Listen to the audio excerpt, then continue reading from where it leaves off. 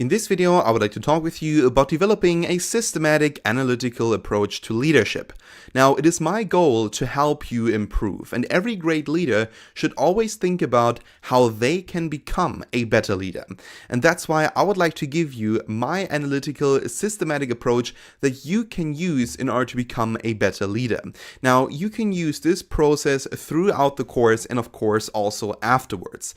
So, how exactly can you become a better leader? First of all, you want to define for yourself your standards. So what exactly do you believe in? For instance, I have something that I call my fundamental truth. That is the most fundamental standard that I have, and that is hard work. I truly believe in hard work, and I think that hard work can almost get you anything. And that's why I personally always set aside that standard. I say, all right, the standard that I'm gonna leave untouched is, of course, the hard work. Hard work is always going to be one of my standards. Then on top of that, I want to define standards for a new situation.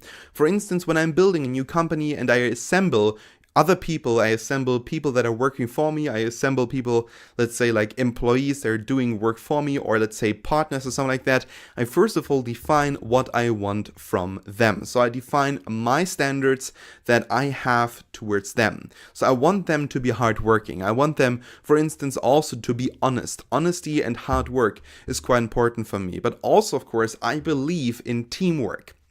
So for instance, if there's one player in my team that I think is just brilliant, is absolutely brilliant, but cannot work together with other people, I'm probably not going to keep working together with that person. Because from teamwork and from knowing each other, from trusting each other, from being honest with each other comes speed. And that is what I personally am looking for. I want to have a team that knows how to work together and can work extremely quickly and extremely well. And then number two, define with the people that you have to lead their standards. So you want to define with them together what they want from you. So probably one thing that they want from you is that you are honest to them. And also what most people want is that you give them opportunities. They don't just want to do this one task all day long. They could work in a factory if they want to do that. But people want to do something else. They want to follow their aspirations. They want to be empowered in their workplace. And that's why you have to make sure that they understand what you can offer them, but they also, of course, have to define what they want from you. And sometimes you just simply need to adapt. And then number three, define guidelines that everyone has to follow. So now we know what you expect from your employees. The employees know what they can expect from you, or they basically define what they expect from you. And then afterwards, what you want to do is you want to define, based on these two standards, the guidelines that everyone has to follow. So these are rules for the everyday working environment. For instance, it could be don't be late, or it could be don't, let's say, spend too much time in the cafeteria. Don't go out for 2 hours and come back late or something like that. Or it could also be work hard. But from the perspective of an employee, and this is now defined in the guidelines, it could be always be honest. Or it could be that the salary has to be paid on the first of every single month. All of these are guidelines. And these guidelines, first of all, have to be defined. Then number four, question what you could do better.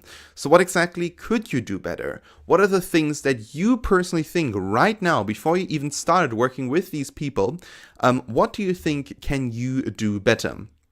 And then afterwards, question yourself about what you did good. So what did you do good? What did you do not good? You want to write these things down, and then what you want to do is you want to establish a so-called feedback loop.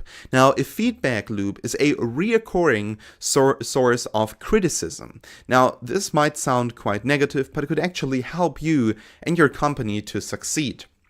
Now, how exactly can you establish a feedback loop? We are going to cover that in detail in this course, but I just want to give you a short introduction to it. For instance, if you have, let's say, a team of 10 people that you're managing, then establish some kind of letterbox where people can anonymously drop small letters where they tell you what they think you're doing great and what they think you're doing not good. And based on those, you can then improve. So this is a so-called feedback loop. You want to evaluate then after afterwards what that feedback loop said, and also you want to evaluate the feedback loop itself. So for instance, is the feedback loop working properly? And then afterwards, as soon as you got all of that data, as soon as you know what people like about you or not like about you, you want to improve and keep the feedback loop running. As I said, it is a reoccurring source of criticism from the people that are working for you.